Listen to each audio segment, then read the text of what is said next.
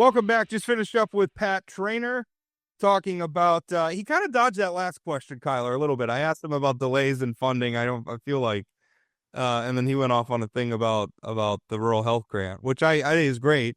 I mean, that's all to the positive, but I was kind of interested in seeing if any delays in federal funding. Nobody wants to talk about that. So, Oh, of course, that's one of those touchy things, and, he wanted to end on the positive note, and he did, because that is a really cool thing what he was talking about there at the end, but I don't know if he ever, specifically mentioned a time frame for any of that public or that federal funding coming down. yeah. And then also just the whole issue, I think, and it's hard to talk about because I think it's kind of a matter of degree of our response, where on one hand, there really is a problem. I don't deny that there's a problem. We need to be better, or maybe think better, or adopt a different philosophy when it comes to our digital lives. And the problem though is I'm worried that we're in overcorrection mode, and that a lot of the people who are making the policy are by definition older people, Mhm. and they're making policy for targeting younger people. And when that happens, I think moral panics happen. I think it's my son's childhood is looking very different from my childhood, Yeah, as for he a has fam that. When I came home from school, from elementary school, I couldn't video call my friend.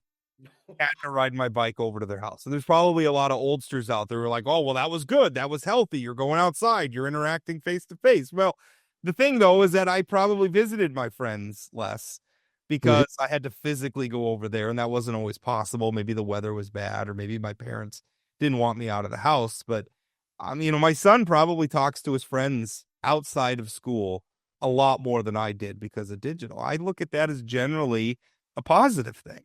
Exactly, just the fact they're able to even if it's not even a video call, just being able to text back and forth with each other and have those consistent conversations is, in a sense, a plus side. I mean, you want to be able to have that social face-to-face interaction ability, but at the same time, in the world we're going into, you need to know how to be able to successfully and competently interact digitally too. Maybe it's the libertarian in me, Yeah. um, that is taking a very sort of Darwinian view of this, but I think a lot of it's just evolution. Mhm. I think it's evolution in the way that humans had to evolve from being agrarian based to city based. Most of us, um, we had to evolve during the Industrial Revolution. We had to evolve when the telephone came out. You know, Mhm. obviously, social media has created some very difficult things in the way discourse, partisanship. I mean, we talk about these things all the time. But I think what's gonna be the solution is not the government stepping in and regulating when we're allowed to use our devices. I think it's gonna come from humans just adopting, evolving Mhm. to adapt to this new reality. I think a lot of what's going on in politics is just gonna take a certain generation of Americans who, sort of grew up believing everything they read in the newspaper, and now they believe everything they read on the internet. We're just gonna need them to age out of the voting block for things to get back to normal. That sounds pretty grim, but But that's kind of the place we're at. There's a lot of people who just, they get all their information from memes, and yeah. they think the funny meme must have it right. Why would somebody publish it if it wasn't correct? And they just believe it. And I think we have a generation of Americans coming up that aren't gonna be quite so credulous. Yeah, and I think you make a really good point with the evolution aspect of it. It's so much of this is trial and error. We didn't know when all of this started what we don't know, and now we are really figuring these things out on the go, and so much of it is just the fast-paced nature of this situation too, in comparison to a lot of those other past evolutions people have had to deal with. Oh, yeah, Now they're happening faster now, and yeah, so it's harder for the evolution part to keep up, and that's fair. So it's really interesting. Um, seeing where people go in the future is going to be really fascinating because this is such a even still how fast it's evolved, it's still constantly evolving at a pretty quick rate, and I'm sure there will eventually become some kind of a plateau to this situation, but yeah, I don't think we're there yet.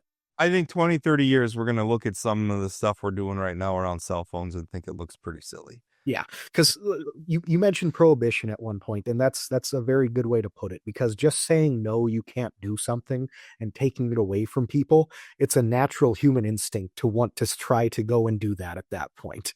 I It's think I think it would be harder, but I really think we're better off teaching kids how to use their phones responsibly and develop healthy habits around them than we are just taking them out for a very large chunk of the day. Um, that I think that's probably the better approach. yeah, like Um, just working with kids. I know if you're able to reason with them a little bit instead of just saying do this, but telling them do this because of this, so often that makes a big difference in that situation. let's keep moving. I wrote a column in District 25, which the reorganization for the North Dakota Republican Party has been a wild ride. Oh, The that's last 6 months. It's been a lot. It's well, been the last interesting. several sub political cycles, but it's really Yeah. been coming to a head. District 25, of course, is where Representative Cindy Schreiber Beck, longtime Republican lawmaker, pretty moderate, very much a part of the traditional Republican centrist, whatever you want to call them, Mhm. class. She was replaced by Kathy Scraw, who is very much uh, a part of the populist MAGA, whatever you want to call them, wing. That district certainly taken over by that faction of the Republican Party.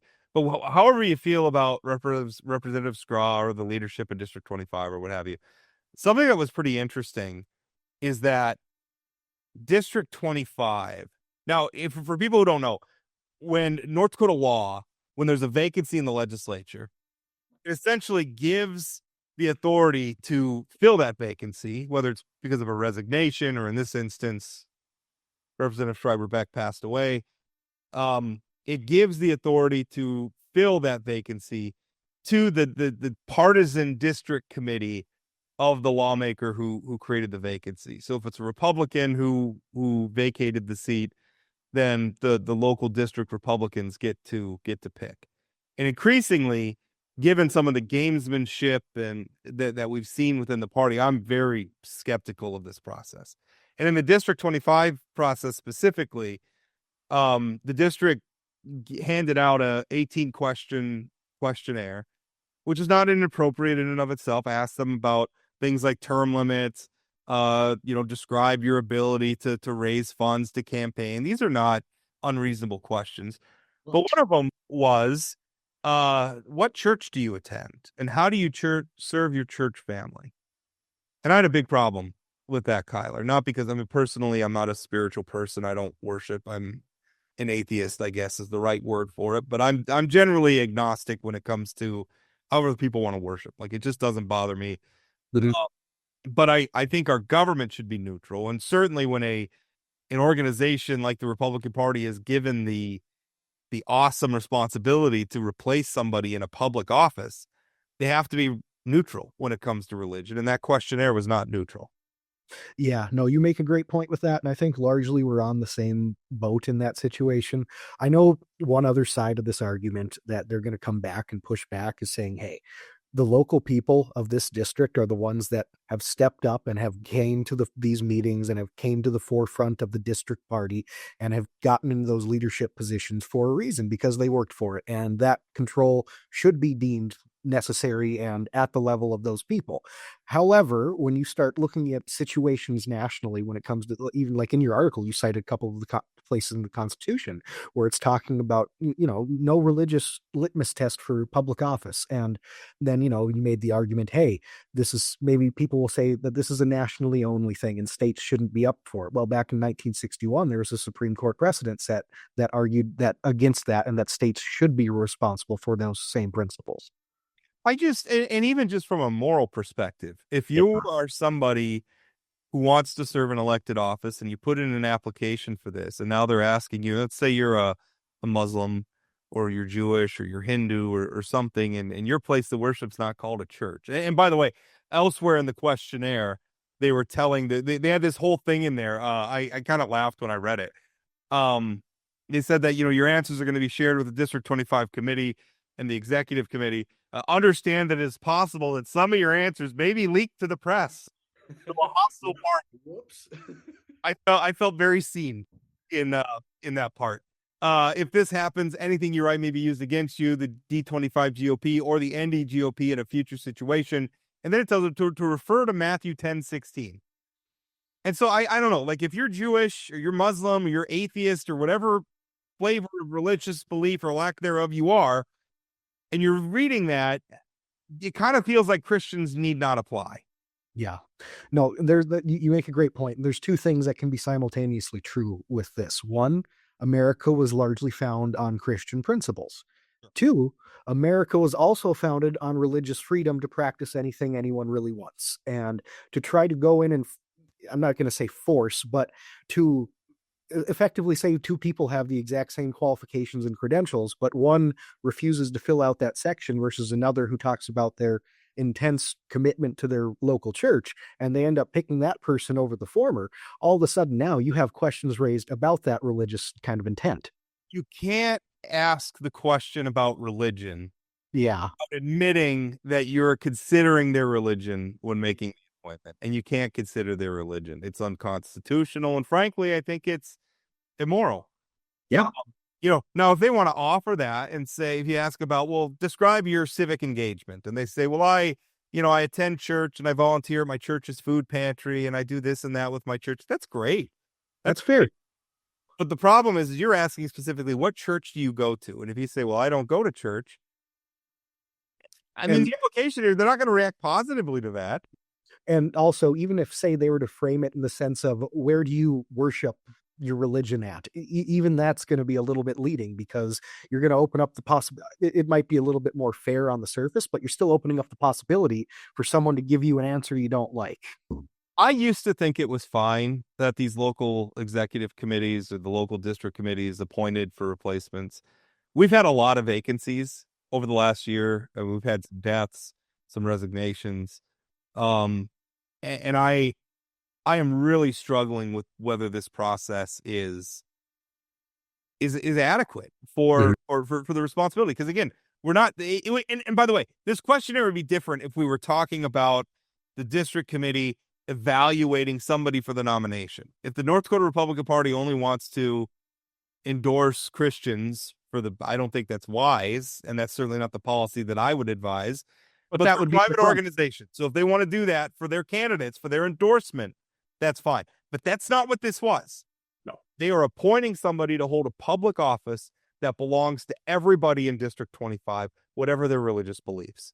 And they now become an incumbent on the ballot next year, which adds a whole level of different advantages to being the incumbent. Yeah. So that's, but I mean, the thing is, you're going to hold that office. These public offices are sacred. Yeah. It's the public trust, and it belongs to everyone in the public, whether you go to church or not, or whether you're Christian or not, or anything else. Mm-hmm. And you made a great point. Like, obviously it is the prerogative or the right of that party locally to say, hey, if you don't have X kind of Christian values, we're not going to nominate you. But this isn't just that appointment to the nomination. This is the appointment to the seat in the House at this stage. Obviously, we're in an off-cycle point right now, but there's still interim committee meetings going on and things of that nature. And they have the District 25 will be up for election next year. Yeah, that's right. Do you think that we need to change this part of law? I feel like that we could fill these vacancies a different way. North Dakota is kind of unusual in allowing the political party to do it. I think maybe we need a partisan neutral way to do it. I fully agree with that. I would love to see how that would be set up in the state, especially special elections are expensive, but you need a way. I mean, I do think you need a way to protect the fact, to protect the process and make sure it's representative of the peoples. But special elections are kind of expensive to put people through. Minot knows about that this year. Yes. So I don't know. I worry about that, and I worry that, I mean, when I look at the North Dakota Republican Party, I don't see them. I mean, even in a state as Republican as North Dakota is, I don't know that the current leadership of the North Dakota Republican Party represents all that large a cross section of North Dakota voters. Yep. Not when their first action under their new leadership is censuring our very popularly elected governor. Yeah. Um, That was a really interesting play when they did that, because at this stage too, post the cycle ending, like it's not going to do anything. It's just a ploy to get their oh, point out there. well, the governor responded to it when I reached him for comment right after they did it. He told me, "I don't care." Yeah. And a I couple of weeks ago, we got a statewide survey, of his approval. He's the most popular elected leader in the state, even more popular than Donald Trump. And it's kind of clear that the voters don't care about the censures either. No. And it's really weird to see that big of a gap, because he is, by and large, regardless of opinion on the property tax or anything like that, he's an incredibly popular governor right now. He's nearing 70% approval ratings. And to see him be at odds with his own party that is incredibly dominating in this state, that on top of that is again fairly popular to their own constituents, and just see them being at such odds, it's a really strange and unique thing to watch go on right now. It really is. And I don't know. I mean, some of it is. I mean, some of it there's just infighting in the party. Yeah. I understand that, but a lot of these processes are broken, and you got to remember people who are a district chair, people who fill those district committee slots, even the people who are statewide leaders in the North Dakota Republican Party. The amount of votes they get to hold those positions are very small. I mean, these are quintessential smoky back room. I mean, they're small rooms of party. I don't know if you want to call them elites, because most of these are pretty accessible. But when I read around the state too about how many districts are blocking certain people from being members, or coming up with membership rules that stop up in District 42. We have another Representative Emily O'Brien step down and to take a position at the Department of Health and Human Services, by the way. We And should have asked Pat about them, because there's a little coming questionability. full circle back to our first. Um, I feel like his answer to that would have been, "Oh, she's great." Yeah, but Representative, I like Representative O'Brien. She's great.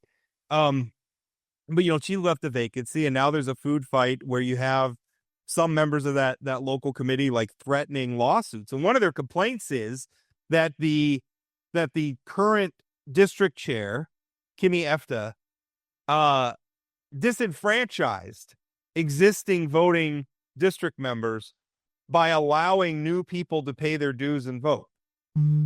Now, the district's bylaws allow people to, once you're a dues paying member of the district, you're allowed to vote on district business. There's no timeline there in the bylaws. So she's following the rules. You pay your dues, you get to participate. And they're upset about that. They said it disenfranchises. And I was floored by that. Like, can you imagine, like, hey, if we're letting new people into our club, it dilutes my vote. How just like fundamentally anti-democratic that is. But yet, exactly, and yet you want to try and be as public and as you can be, as promoting this big open tent that gets as many people in as it can. Well, that's kind of a strange position, because yes, traditionally political movements win by addition, not subtraction. But the North Dakota Republican Party has become so large and so dominant in the state that the attitude is, well, we have too many people in the tent. We need to push some people out of the tent.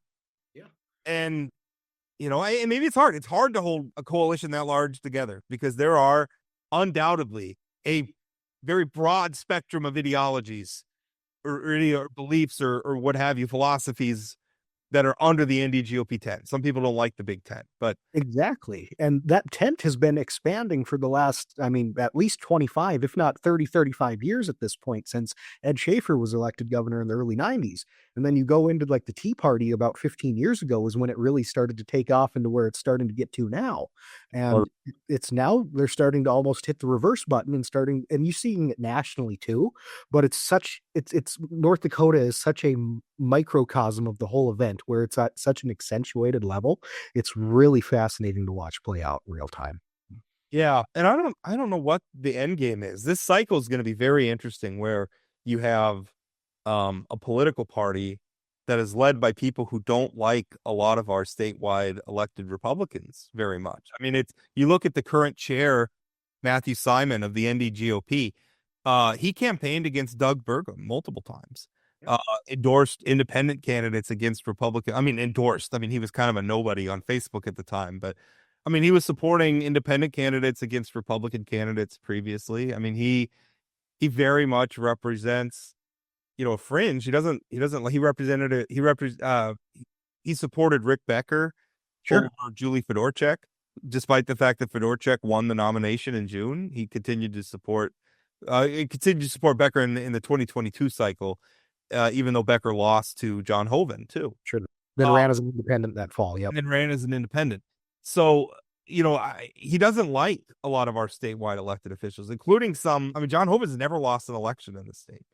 2022 was the closest it's been, and he still had almost 60% of the vote. Right. So I don't understand, how that dynamic is going to work, where you have a Republican Party that is, I mean, it's some of our statewide Republican candidates, like the Republican Party is not going to be very helpful to them. And I'm interested in how much money they're actually going to be able to raise now that they've sort of coming out swinging against your governor is not a good way to, get help from the candidates. And candidates like Armstrong, candidates like Fedorchak and Hoeven and Kramer and the rest of them, they don't need the party. No, they are big, especially like Hoeven and Armstrong and Kramer at this point. They have been around as party leaders for, in Hoeven's case and Kramer's case, decades. And Armstrong was the Senate majority leader back before he was elected to the House of Representatives in 2018. No, he wasn't ever the Senate majority. He wasn't? Oh, excuse me on that. But he was the party chair for a while. That's right. He was the GOP chair. Yep. But yeah, so I don't know. It's a very interesting set of circumstances. And this, I don't know what's going to happen with this District 25 thing. I don't know what's going to happen in District 42 where they're threatening lawsuits. I have a feeling that those lawsuits probably aren't going to survive. My review of Chair EFTA's actions in that committee juxtaposed with state law and the party bylaws. I just don't see where they're going to have standing, or they'll probably have standing. I don't see where they're going to have success with a lawsuit. Like, it probably won't get just immediately thrown out, but I doubt it'll end up going anywhere at that point too. Yeah.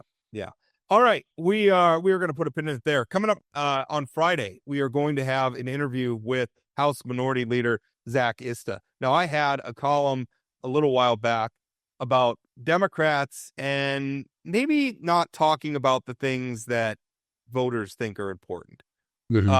And Representative Ista had some thoughts about that and reached out, wanted to come on the show. So happy to accommodate him. Kyler will be sitting in again also for the Friday show for Chad.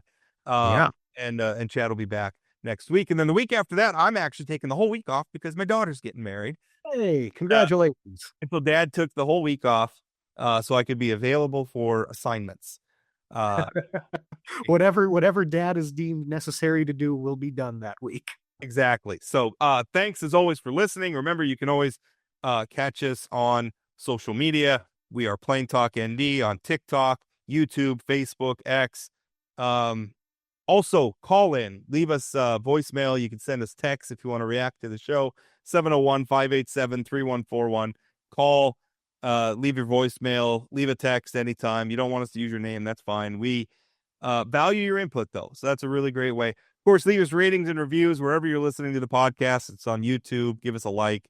It's on Spotify or something. Give us a rating if you haven't already. Really appreciate that. Thanks for listening. We'll talk again. That's it for today on Plain Talk, the voice of North Dakota politics.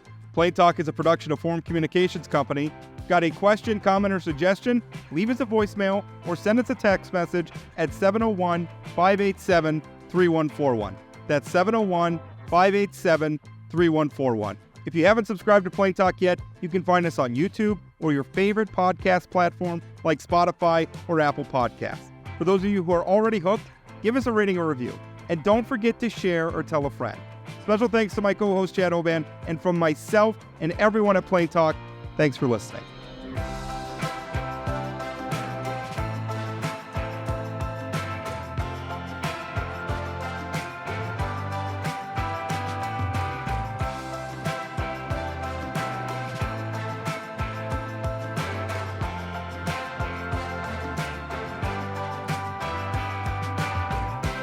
You can't live in the virtual world. You have to touch grass sometimes.